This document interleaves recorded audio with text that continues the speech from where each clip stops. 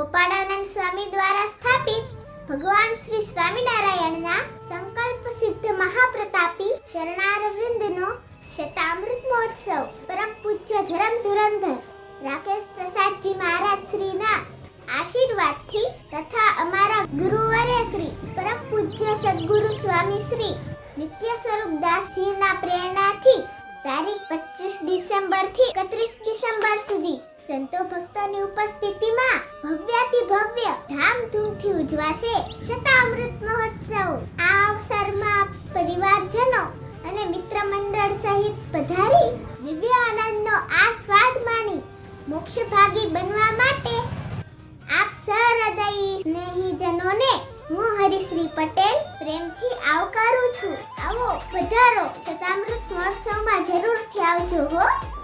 Jay Swaminarayan.